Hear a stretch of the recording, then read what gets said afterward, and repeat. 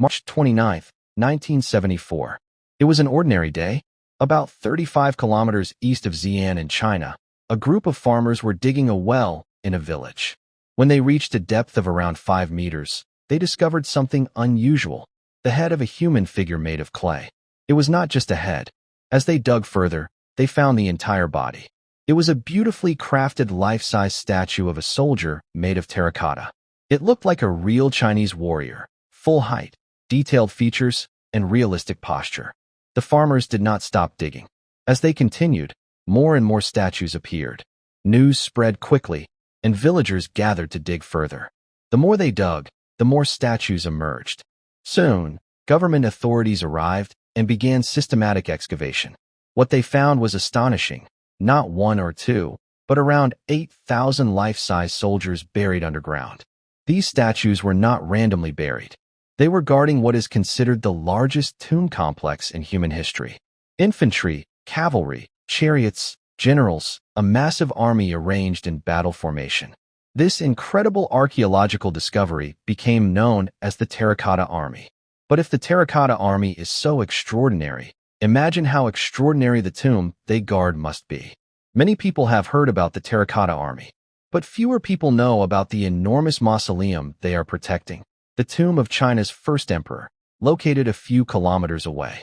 That emperor was Qin Shi Huang. Calling it just a tomb is an understatement. What lies underground is believed to be an entire subterranean city covering around 56 square kilometers, with palaces, walls, gates, watchtowers, and structures resembling a full ancient capital. Inside are believed to be immense treasures, gold, jewels, and priceless historical artifacts over 2,000 years old. If it were excavated, it might become the most valuable archaeological discovery ever made. So why haven't archaeologists opened it? The reason is not superstition, it is science and preservation concerns. Ancient records written by historian Sima Qian describe the tomb in detail. According to him, the underground city contains rivers of mercury flowing through channels.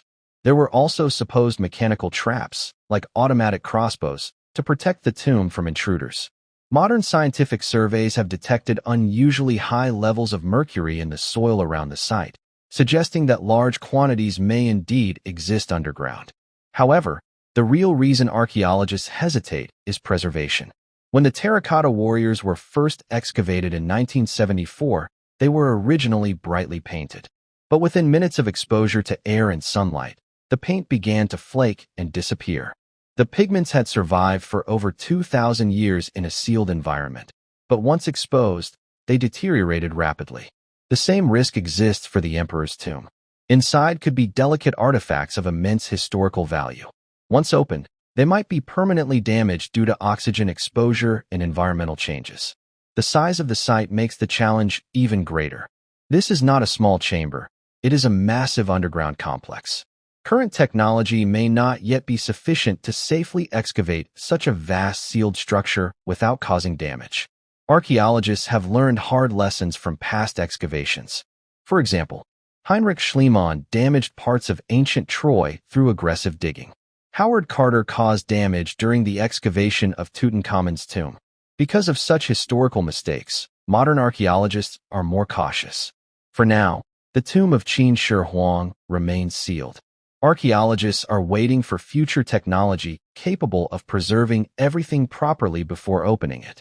Until that day comes, the first emperor continues to rule his underground empire in silence.